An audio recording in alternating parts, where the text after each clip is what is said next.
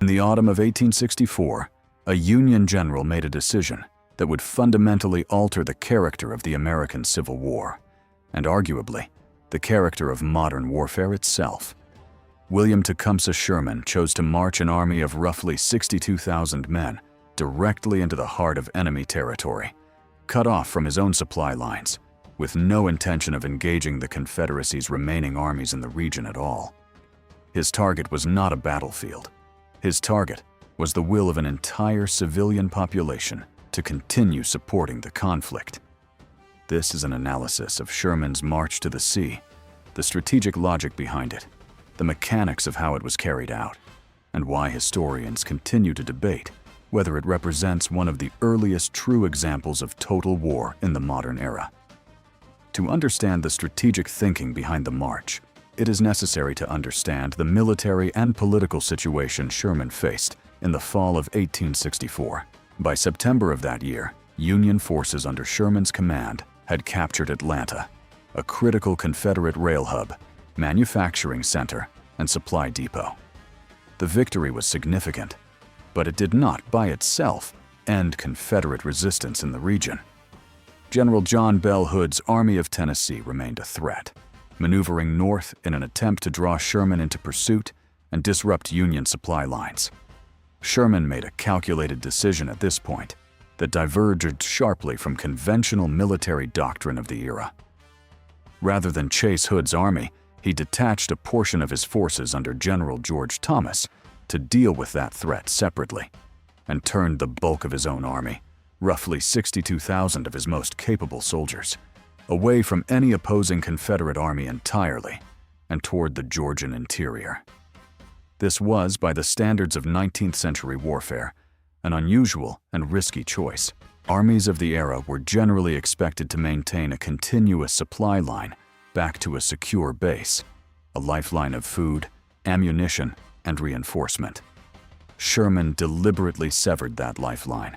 His forces would carry approximately 20 days of rations and then live off the land for the remainder of the campaign, a method of operation that placed enormous logistical faith in the agricultural resources of the Georgian countryside itself, and, more significantly, transformed the civilian population and its property into a central and unavoidable component of the campaign's daily operations. On November 9, 1864, 6 days before the march began, Sherman issued Special Field Orders, Number 120, the document that would govern the conduct of his army for the entirety of the campaign.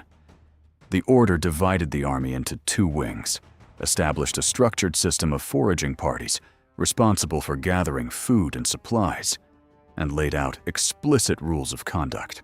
Soldiers were technically forbidden from entering private homes or committing trespass. Livestock and crops in plain sight of the army's camps could be seized.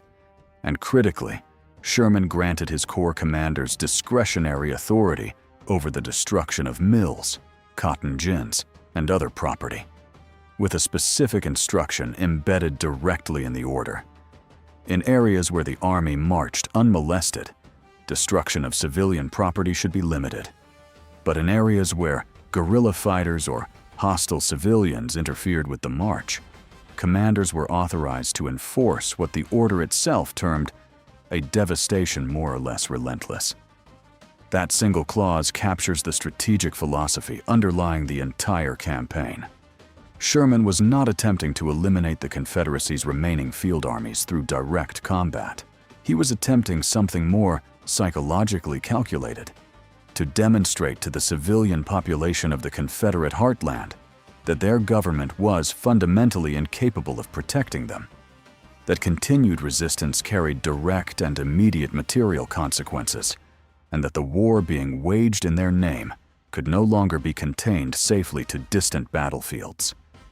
This is the theoretical core of what later military historians would come to describe as total war, a strategy aimed not merely at defeating an opposing army, but at systematically undermining the economic infrastructure, communication networks, and civilian morale that allow that army and the government behind it to continue functioning at all. On November 15, 1864, Sherman's forces departed the ruins of Atlanta, a city his own engineers had spent the preceding weeks systematically stripping of military value, destroying rail depots, warehouses, and arsenals, though a portion of that destruction extended well beyond its intended military targets due to undisciplined arson among some soldiers.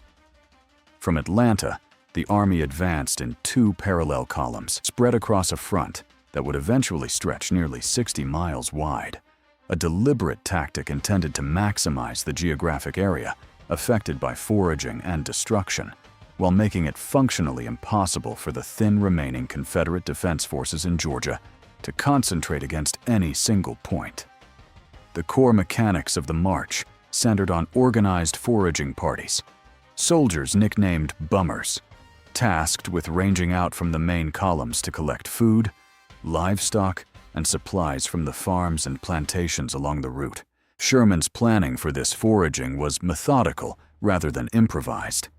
His staff had studied agricultural production data from the 1860 census in advance, deliberately routing the Army's columns through regions calculated to provide the richest supply of crops and livestock. In principle, this foraging was meant to be conducted in an orderly, regulated fashion. In practice, extensive historical documentation makes clear that many soldiers exceeded the boundaries laid out in Sherman's own orders, entering homes despite explicit prohibitions, and in some cases, engaging in looting that went well beyond gathering necessary provisions. Sherman himself later acknowledged that strict enforcement of his orders' more restrained provisions proved difficult across an army spread over dozens of miles of contested territory.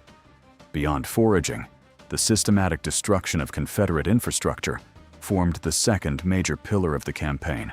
Railroad lines received particular attention, since they represented the arteries through which the Confederacy moved troops, weapons, and supplies. Sherman's soldiers developed an efficient, almost industrial process for rendering rail lines permanently unusable. Rails were pried from their wooden ties, the ties themselves stacked and set ablaze, and once the iron rails had been heated red-hot in the resulting bonfires, soldiers wrapped them around nearby trees and telegraph poles, twisting them into shapes that became known, with a certain grim humor among the troops, as Sherman's neckties. This method ensured that damaged rail lines could not simply be straightened and reused, but required entirely new iron to be manufactured and transported, at a moment when Confederate industrial capacity was already severely strained.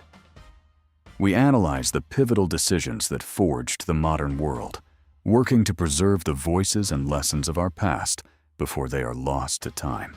Subscribe today to help us preserve these deep historical insights and join our community of dedicated enthusiasts. It's important in an objective analysis of this campaign to address directly the question of exactly how destructive the march actually was, because popular memory of Sherman's march has, in some respects, diverged from the documented historical record. Sherman's own after-action report estimated the total damage inflicted on Georgia's military resources and infrastructure at approximately $100 million, an enormous sum by the standards of 1864. However, multiple historians examining the campaign's records have noted a distinction worth emphasizing. The march, for all its destructiveness toward property, resulted in remarkably few civilian fatalities.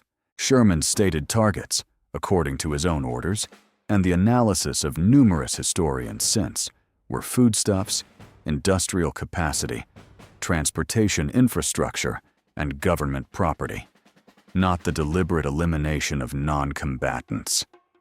This distinguishes the march to the sea, in the view of many historians, from the more expansive definition of total war that would later characterize 20th century conflicts, where civilian populations themselves frequently became direct military targets rather than instruments of psychological and economic pressure.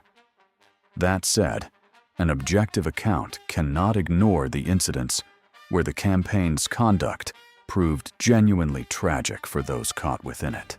particularly for the thousands of formerly enslaved people who chose to follow the army as it advanced, seeking the freedom and protection the Union column represented. Sherman's orders technically permitted able-bodied black laborers to accompany the march, but the growing numbers of formerly enslaved men, women, and children following the columns created significant logistical strain, and the Army's treatment of these refugees was inconsistent at best. The most severe example of this occurred on December 9, 1864, at Ebenezer Creek, roughly 25 miles north of Savannah, where a Union corps under General Jefferson C. Davis, with Confederate cavalry closing in from behind, ordered the corps' pontoon bridge dismantled before the large group of formerly enslaved refugees following the Army had finished crossing. Left stranded on the far bank with hostile cavalry approaching, many attempted to swim the flooded creek. Dozens drowned, and many others who survived the crossing were recaptured by pursuing Confederate forces.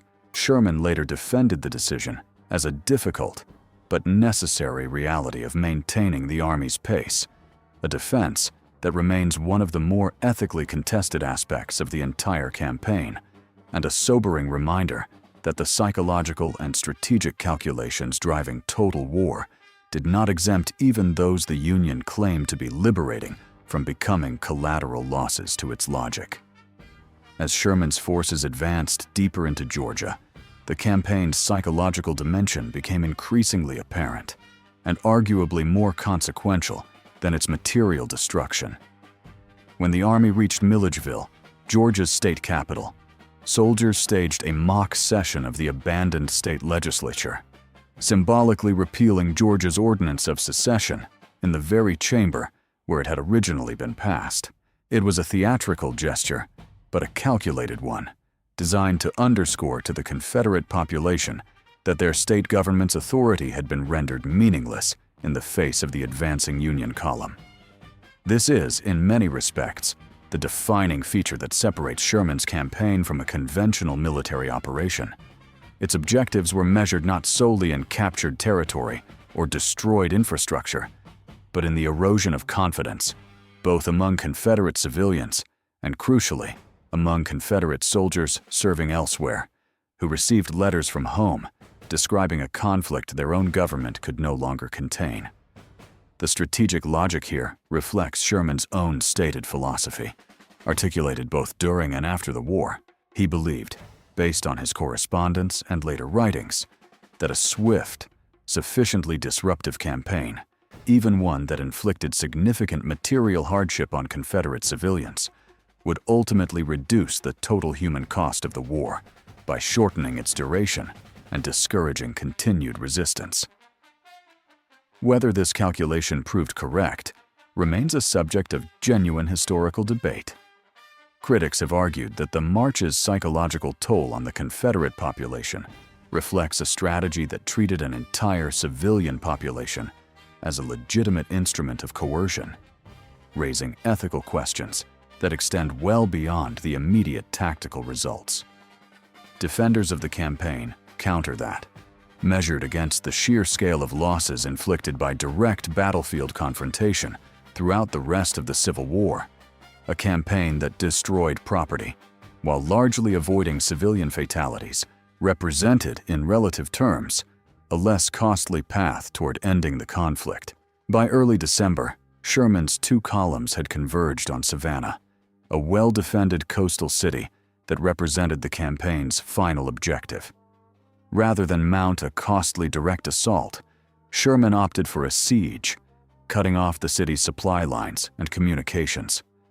Confederate forces under General William Hardee, recognizing the untenable position, evacuated the city on December 20th, rather than risk its destruction in a prolonged defense.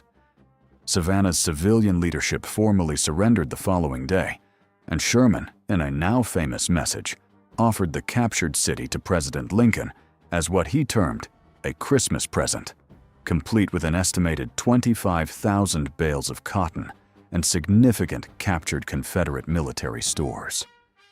The strategic and psychological impact of the march extended well beyond the immediate territory it physically traversed. News of an undefeated Union army moving essentially unopposed through the heart of Confederate Georgia, destroying infrastructure and living off the land with apparent impunity, spread rapidly through both Union and Confederate territory. For Confederate soldiers serving on other fronts, many of them native Georgians, the march represented tangible, undeniable evidence that their government could no longer guarantee even the basic safety of their own homes and families. Confederate desertion rates in the months following the march increased notably, a trend numerous historians attribute, at least partially, to the psychological impact of Sherman's campaign reaching soldiers through letters and first-hand accounts from affected families. It's worth situating Sherman's march within the broader historical debate over what genuinely constitutes total war, because this remains a contested question among military historians rather than a settled classification. Some historians argued that the term should be reserved for conflicts involving the deliberate, large-scale targeting of civilian populations themselves, a definition that would place Sherman's campaign, with its comparatively low civilian fatality rate, and its formal, if inconsistently enforced, restrictions on violence against non-combatants, in a different category from later 20th century conflicts.